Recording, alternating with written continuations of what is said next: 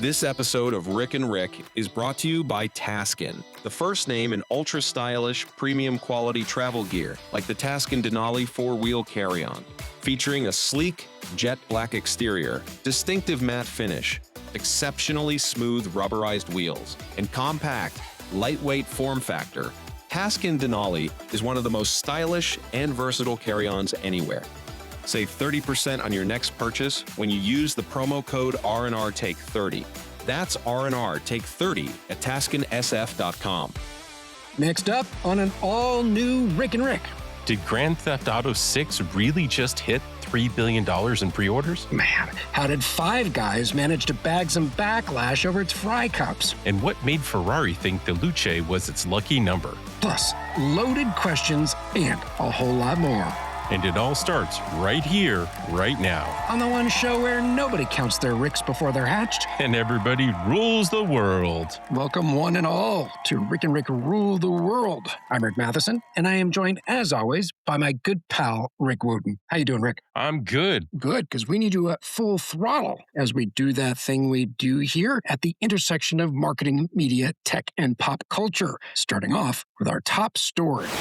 Pre-orders for Rockstar's Grand Theft Auto 6 may have hit over $3 billion in just 1 hour, which to me, Rick, sounds less like a game launch and more like a bank heist with controller support. Games.gg reported a couple weeks back that GTA 6 could make $3 billion in pre-orders within its first hour or so, calling the milestone easy for Rockstar Games. Now, that was just an informed estimate, not an official, Rockstar number, but it pointed to years of pent-up demand. I mean, How many years has it been since GTA 5 came out? Wasn't that like over a decade ago? Yeah, I believe it was, as a matter of fact. Now, Rick, this story ran on June 25th. Did this come true? From the reporting that's out there, it seems to be true, but Rockstar has not stepped forward to actually confirm it yet. That said, it's not crazy numbers. So let me give you some numbers that we do know. When Grand Theft Auto came out, like you said, roughly a decade ago, it grossed over $800 million in its first day, and then it hit $1 billion within 3 days. Wow. So thinking that this game, a decade later is going to make triple that. And honestly, with all the investment that went in, because the rumor is that they spent $2 billion making the game. Talk about a big investment. But if they made $10 million on the last one, when all's counted up, then it's not crazy to think that they would invest $2 billion into this one. Yeah, I believe it's GTA 5 that I last played, and I feel like it was a decade ago, but talk about amazing. And if they spent that much time, that much investment, just imagine how good this one's got to be. And, this has actually been kind of a surprise because this is a game that's been rumored for a very long time. 2 years ago, 3 years ago, everybody keeps saying, this is the year, this is the year. And so people had kind of given up and they were thinking 2027 was going to be the year. But, Rockstar came out and announced that the game's going to come out November 19th, 2026. So in time for the holiday season. It's going to be based in Vice City, which is one of the locations from the from previous game, Grand Theft Auto Vice City. So, it's going to be familiar, but this is supposed to be the biggest world yet with the most complex interactions between all the NPCs and yourself, to the point of, if you do something criminal, the NPCs within the game will remember that. And that's been resolved. They will continue like for days to, see you and immediately call the police or to scream out or to whatever. Like they've really spent some time making this game probably one of the most immersive games that we're going to see for quite some time. I can't wait to see this. Now, the price going into this, I haven't done the math, but getting to $3 billion, what is the retail price? $90, $100? The estimates that I've heard is there are two versions that people are primarily buying. One of them is an $80, price tag, which is a lot for a game. And again, estimates are saying they easily sold somewhere around 12.5 million units of that. But then there's a higher tier that is $99, and depending on what you do, you can even go up from there. And this is going to be an interesting year because even on the Nintendos, they're selling games for $80 now. So it's not going to be uncommon to see $80 and $100 across every release. Now, keep in mind, Rockstar definitely does build in microtransactions into GTA. So it's not just the game you're buying into the ecosystem. And people usually spend two, three, four times as much by the time they do all the microtransactions. I'm quite sure of that. Now, you play on a gaming PC, and you often will say, gosh, it's kind of hard to tell the difference anymore between a console and a PC, at least the gameplay. Yeah. But how do you drive on the PC versus, with a controller? Yeah. Do you have a controller for your PC? Yeah. I do have a controller for my PC, but I don't usually use it for that. I'm definitely a mouse and a keyboard person. But I do play some racing games on my Xbox. I have a Series X, and you use the right trigger as the gas, and you use the left thumbstick as your steering wheel. So it works fine. I've played, I grew up playing Gran Turismo on the PlayStation, and all the way back to PS1. That actually is why I bought a PS1, was for Gran Turismo, and I played that many, many, many times over the years, and so I've gotten very comfortable using a controller to drive a car. Gotcha. Well, that's a lot of units flying out the door, but of all games out there, this may be the one to be able to do it. Listeners, let us know if you are getting ready to get yourself GTA 6 this holiday season, and tell us what you think about this $3 billion launch in just one day. Who knows where it'll be by Christmas time. All right, when we come back from this short break, we're going to be talking Five Guys and Ferrari, so stay tuned. This episode of Rick and Rick is brought to you by Taskin, the first name in ultra-stylish, premium quality travel gear, like the Taskin Air Duo dual-sided compression packing cubes. One side's 100% air breathable to keep clean clothes fresh and wrinkle-free. The other side's odor and water-resistant to keep dirty laundry sealed up tight. Now you can pack up to 40% more in the same space. Save 30% on your next purchase when you use the promo code R&R Take 30. That's R&R Take 30 at taskinsf.com.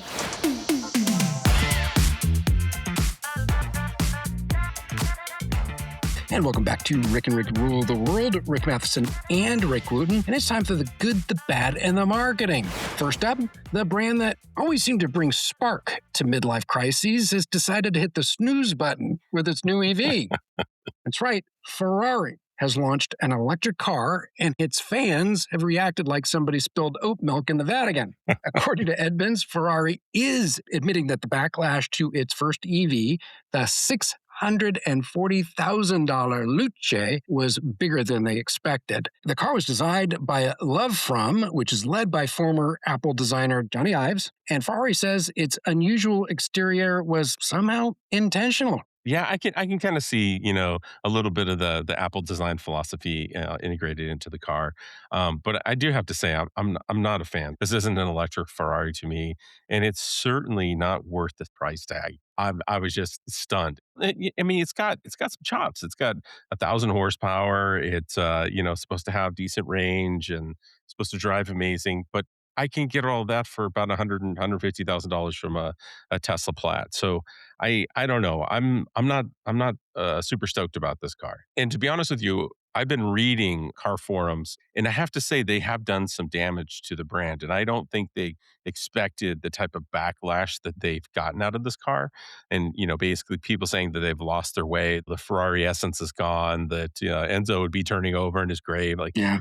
There's a lot of people critical of this car. Oh, yeah. You said it the nice way that you can see some of the Apple design language here. The car looks like a freaking computer mouse. Yeah, 100%. Now, Ferrari apparently is denying, I guess, some rumors out there that said that buyers must purchase the Luce to gain access to limited edition models. But either way you slice it, the Luce is less Ferrari prancing horse and more Siri just bought a racing helmet. Yeah. It's not just Ferrari. There's other car companies, including Porsche at this point, that does this, where you have to buy X number of other Ferraris or other Porsches before you can buy their top of the line model, whatever, F50, F40, whatever the top line is at that time, an Enzo, a GT3 RS over on the Porsche side. You have to actually buy a number of cars to a certain amount of value before you'll even be invited to purchase it, maybe. And so I heard the same quote you did, but at the same time, I don't know that I believe them. I do believe, especially as this car's maybe not going to get a lot of traction, they're going to start pushing people to buy this as a way to get into their other vehicles. That is one way to play. Could you imagine that your business model is that you force your customers to buy a certain number of products before they're able to get the one that none of them want? Yeah. Well, I've heard rumors recently, and again, these are unsubstantiated, that they've had so much trouble selling the Porsche electric vehicles, the Taycan, Yeah, that, you have to buy a couple of those before they'll let you buy a GT3. that's ridiculous. Now, how much does a Maybach cost? I was thinking it was up in that price range, but no, it's what, in the 200,000s. Yeah, I think it's 2 to 300. I expect a Maybach to be boring. I don't expect Ferrari to be boring. Yeah, absolutely. So, wah, wah. The next womp womp for this episode seems to be an episode for them is Five Guys and the case of the missing fry cup. Five Guys changed its fry container, and America has reacted like the burger chain printed the Constitution on potato skins. I think this was from Newsweek. Five Guys has replaced its iconic fry cups with biodegradable paper cups, saying that the change is meant to keep fries fresher for takeout and delivery while reducing packaging waste, which, sounds pretty good, right? But apparently its customers are not buying it, and they're complaining about grease leaks and smaller feeling portions and the loss of the classic overflowing fry cup experience. I'm not sure I'm familiar with the overflowing fry cup experience at Five Guys. Are you? Absolutely. So a few years ago, my boys and I did a quote unquote school experiment where we tried a lot of the burger joints and a lot of sandwich joints in the Bay Area and then ranked them as part of a school project. So I think they're gaming the system there, but they got dad to take them to a bunch of burger places. And when we came down to it, the best quote unquote fast food burger was In-N-Out Burger. We were very big fans of that. But in more of a slightly sit down style, it was Five Guys. And we've always been a very big fan of Five Guys. Fresh, never frozen. They got real produce on there. They do a little bit of a smash burger kind of style. They'll completely customize the burger for you. And what they do is they take a small medium cup, fill it with fries, put it in a bag, and throw in a little bit of extra fries. And that has been their signature. And in fact, when I was reading another article, they were talking about what the brand represents, and the brand represents quality and customer satisfaction. So trying to delight the customer by doing just little things extra and making sure their quality was the best. But then COVID happened. And so their burgers went from being, $10, $12 to all of a sudden being 15, 16, 17. And by the time you're done, a meal's costing you $25 to $30. And so they've been really getting beat up over this. And so they're trying to figure out, how do we evolve this brand? How do we continue to be profitable without charging such absorbent amounts to produce a really good quality product? And so I think this is part of it. They're looking at where there are areas that they can cut.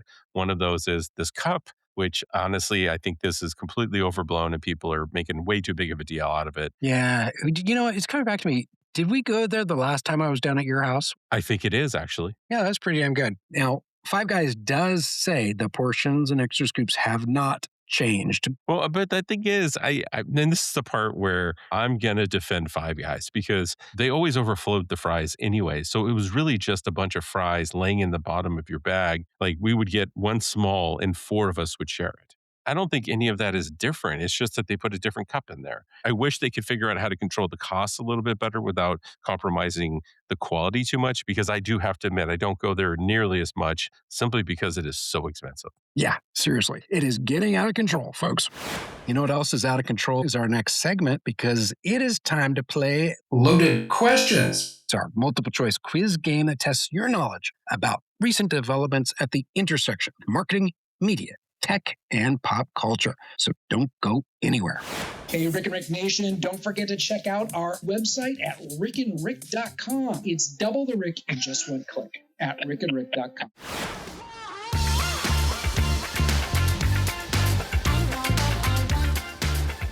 And welcome back to Rick and Rick Rule the World. Rick Matheson and Rick Wooten. And it's time to play Loaded Questions. This is our multiple choice quiz game to test your knowledge of recent developments at the intersection of marketing, media, tech, and pop culture. Are you ready to play Loaded Questions? I'm ready, and unlike GTA 6, I don't need $3 billion to start playing. Well, that's a good thing, because I ain't got it. First question. Meta is once again finding itself facing backlash, this time over A, letting Mark Zuckerberg continue to molt in public, B, enabling the proliferation of political disinformation. C, downscaling users' ability to flag disinformation. D, limiting users' ability to conduct private conversations. Or E, activating cameras built into its Ray-Ban smart glasses. Meta is once again finding itself facing backlash over what? Ooh, I feel like it's two of these. I feel like there was a surveillance issue, and I feel like there was something, I seem to remember something around deep fakes and their AI, which would be the political one. Let's do the surveillance one. The activating cameras built into the Ray-Ban? Yes. May very well be the case, but in this instance, the answer is D. So according to TCD, I think it is, Meta is facing backlash over adding a monthly paywall to its Ray-Ban smart glasses hearing boost feature. Oh. So apparently, a feature that customers viewed as just one of the main selling points for buying Meta's smart glasses will now limit access to a hearing boost feature that focuses on nearby voices in crowded spaces to just 3 hours a month, beyond which users will have to pay a fee for a feature that many of them likely assumed to be part of the device they'd already purchased.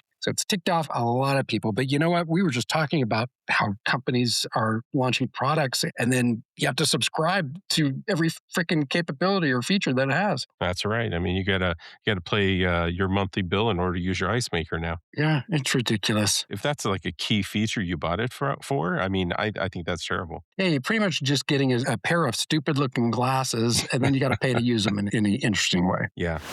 In a recent episode of Rick and Rick, we discussed brand advertising during the 2026 World Cup. As Forbes reports, World Cup spots from Adidas, Bank of America, EA Sports, Home Depot, Lay's, Lenovo, McDonald's, Ninja Kitchen, Pepsi, Stella Artois, and Verizon all featured A, Matrix-like soccer matches set to techno music, B, variations on the tagline, "The game belongs to everyone," C, Lionel Messi impersonating a haunted garden gnome, or D, David Beckham's Botox-bloated inner ass cheek of a smile. All of these brands had World Cup ads featuring what? I think it was the first one about the music. Well, you know what? I'm going to give it to you because I felt like every commercial that we looked at for our episode had a Matrix-like soccer game set to techno music. But in this case, the actual answer is D. According to Forbes, the World Cup knows how to brand it like Beckham, saying, quote, "The question isn't if you'll see him, but how many times?" And they added, "For the brands shelling out millions, this omnipresence might just be a costly misstep, diluting their message in a sea of celebrity sameness." Here, I did feel like he was in too many places. I would agree with that too. Final question. Goodwipes is launching its Scentsational Summer campaign with A, scratch and sniff billboards that read, "Sensational butt wipes, come take a whiff." B, pop-up taint sniffing shops called Gooch and Gabbana, where you can sample scents that smell like used yoga mats with notes of panic. C, a TikTok challenge called Name That Stank, where you sit blindfolded and sniff mystery wipes to guess which of your friends just use it.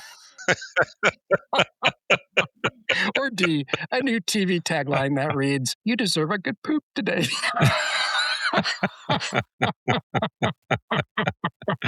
Oh, man. Goodwipes is launching its Scentsational Summer campaign with what? I don't know if it's the right answer, but I got to go with Name That Stank. No, thank goodness it's not. No, the answer is A. So according to Adage, Goodwipes is launching its Scentsational Summer campaign, which features outdoor billboards, I think this is all in LA, that release a Goodwipe scent every 30 seconds with creative rotating 3 times to spotlight the brand's rosewater, lavender, and shea cocoa scents. The billboards have a built-in fragrance diffuser, and they read, "Come take a whiff, we dare you." Also on the way, Scentsational Summer sniff and sample pop-ups, supported by chalk stencils and directional signage. Wow. You know, they've done some pretty good ones in the past. I was looking at this separately, and like they did one where they handed out samples of their product at a marathon, and on the package it said, "Run like you've already pooped." And then they had another out-of-home one where they famously used bare butts to have lines like, "Butt wipes change lives." Oh, gross. That's Oh, gross. it's terrible. It's terrible. Gross. I guess you know what? If you're going to be in that category, I guess you better just, lean in. Pardon the pun. That's true. I think that's going to have to do it for this episode of Rick and Rick Rule the World. Thank you so much for listening. You can listen to new and archived episodes at rickandrick.com, and we always would love to hear from you. Our email address is rick@rickandrick.com. Until next time, keep on kicking ass. Boy, that's an unfortunate tagline to end on this episode. And keep on coming back to the one show where everybody's name is Rick. And everybody rules the world.